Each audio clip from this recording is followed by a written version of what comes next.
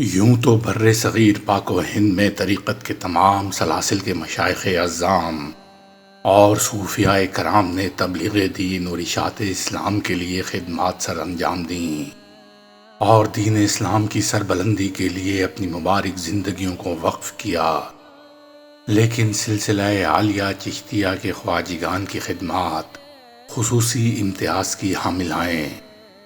ان کی کیمیائے اثر نگاہ جس طرف بھی اٹھ جاتی، کفر و شرک کے بتوں کو پاش پاش کر دیتی اور کفر کے ایوانوں میں لرزہ طاری ہو جاتا، اور وہ باطل عقائد کو ترک کر کے دین اسلام قبول کرنے پر خود بخود آمادہ ہو جاتے۔ اس سلسلہ متبرکہ کے اولیاء متقدمین اور متاخرین کی دینی اور ملی خدمات کا احاطہ کرنا ایسے ہی ہے جیسے سورج کو چراغ دکھانا ہے۔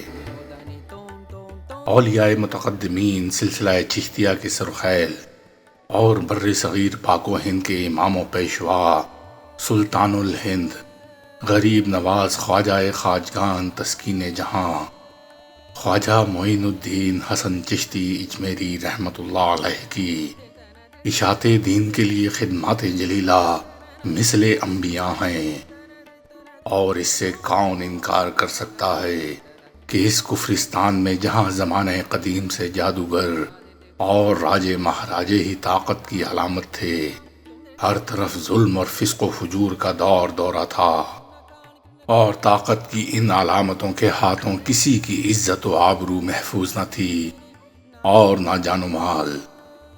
جب حضرت خواجہ بزرگ باحکم سید الانبیاء نبی اکرم صلی اللہ علیہ وآلہ وسلم کی یہاں تشریف لائے تو آپ نے قیام کے لیے اجمیر کو منتخب فرمایا۔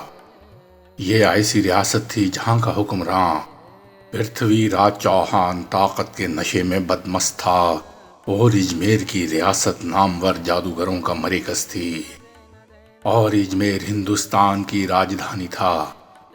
پھر وہی ہوا جو بیگانوں میں دعوت حق دینے والوں کے ساتھ ہوتا آیا ہے۔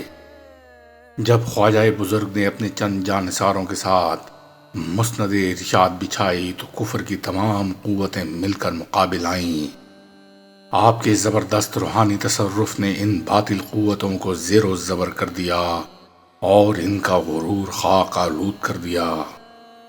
آپ کی کرامات اور ولایت نامدار نے ان ظالم جادوگروں اور مغرور حکمرانوں کو بے بسی کی علامتیں بنا دیا، اور یہ غرور و تکبر کے پتلے حضرت خواجہ معین الدین چشتی رحمت اللہ علیہ کے قدموں کی خاک بن گئے۔ مظلوم اور محکوم لوگ آپ کے اس دار اقدس کی طرف دیوانہ وار حاضر ہونے لگے کہ ظلم و ستم سہنے والوں کو مسیحا مل گیا، اور دیکھتے ہی دیکھتے شاہ و گدا سب آپ کے زیر نگیں ہو گئے۔ آپ کے تقریباً 45 سالہ قیام اجمیر سے ہندوستان کی کایا پلٹ گئی، اور کم و بیش 90 لاکھ غیر مسلم آپ کے دستے حق پرست پر حلقہ بگوش اسلام ہوئے۔ آپ کے بعد آپ کے محبوب خلیفہ اور جانشین قطب الاقطاب خواجہ قطب الدین بختیار کاکی اوشی رحمت اللہ علیہ نے جب مسند ارشاد کو رونق بخشی تو عام و خاص و شاہان وقت آپ کی قدم بوسی کے لیے حاضر ہوتے۔ آپ کی خانقاہ میں ادنا و اعلیٰ سب برابر تھے۔ اس چشمہ رشد و ہدایت سے لاکھوں لوگوں نے ہدایت پائی۔ آپ کی نگاہ کیمیائے اثر جس طرف اٹھ جاتی، دلوں کی دنیا روشن ہو جاتی۔ آپ ولایت کبریٰ پر فائز تھے اور اپنے شیخ کے عین نقش پا پر تھے۔ آپ کے روحانی کمالات اور دینی خدمات بے مثال ہیں۔ آپ کے تمام خلفاء اور مریدین کو مرتبہ ولایت عطا ہوا۔ ہندوستان کا بادشاہ سلطان شمس الدین التمش آپ کا مرید تھا، اور ہفتے میں ایک بار آپ کی قدم بوسی کے لیے حاضر ہوتا۔ خواجہ قطب الدین بختیار کاکی کا مزار مبارک مہرولی شریف دہلی میں مرجع خلائق ہے۔ حالت سما میں آپ واصل حق ہوئے۔ عشق الہی کا آپ پر غلبہ رہتا، آپ کو شہید المحبت بھی کہتے ہیں۔ آپ کے بعد آپ کے تربیت یافتہ مرید اور عزیز ترین خلیفہ و جانشین حضرت شیخ الشیوخ بابا فرید الدین مسعود گنج شکر رحمۃ اللہ علیہ مسند ارشاد پر متمکن ہوئے۔ آپ کے زہد و تقوی، ریاضت و عبادت اور استقامت کا چرچا سارے ہندوستان میں تھا۔ آپ کے وجود مسعود کی برکت سے نہ صرف خلق خدا فیض یاب ہوئی بلکہ خانوادہ درویشاں بھی منور ہوا۔ آپ کے تقوی اور شان بے نیازی کا یہ عالم تھا کہ روزانہ بے حساب فتوحاتی جو شام ہونے سے پہلے ضرورت مندوں میں تقسیم کر دی جاتی اور کل کے لیے کچھ بھی بچا کر نہ رکھا جاتا۔ آپ کے اخلاق کریمانہ اور انداز حکیمانہ کی بدولت درماندہ و پسماندہ لوگوں کے قلوب راحت پاتے۔ آپ مشائخ میں قطب بحر و بر ہیں۔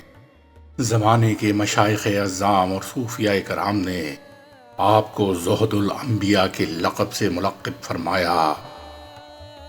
آپ کے بعد آپ کے خلفائے نامدار سلطان المشائخ خواجہ نظام الدین اولیاء محبوب الہی اور مخدوم زمانہ سیدنا علاء الدین علی احمد رحمۃ اللہ علیہ سے ایک جہان فیض یاب ہوا۔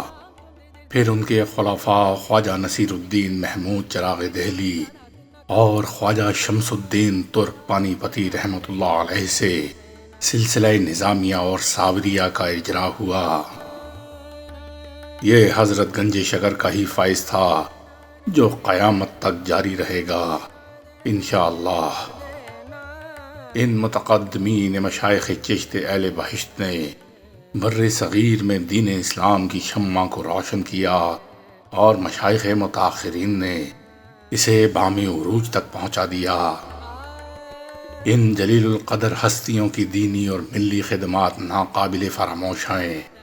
ان میں حضرت خواجہ بندہ نواز گیسو دراز، مخدوم جہانیہ جہاں گشت شاہ عبد القدوس گنگوہی، خواجہ محمود راجن، حضرت یحییٰ مدنی، شاہ کلیم اللہ دہلوی، شاہ نظام الدین اورنگ آبادی، شاہ فخر الدین فخر جہاں دہلوی، شاہ نیاز بریلوی، خواجہ نور محمد مہاروی، حافظ جمال اللہ ملتانی، خواجہ محمد عاقل، شاہ سلیمان تونسوی، خواجہ شمس الدین سیالوی، خواجہ پیر مہر علی شاہ گولڑوی، میاں علی محمد خان صاحب بسی شریف رحمۃ اللہ تعالی علیہ اجمعین اور دیگر سینکڑوں مشائخ چشت کی گراں قدر خدمات سے کون واقف نہیں۔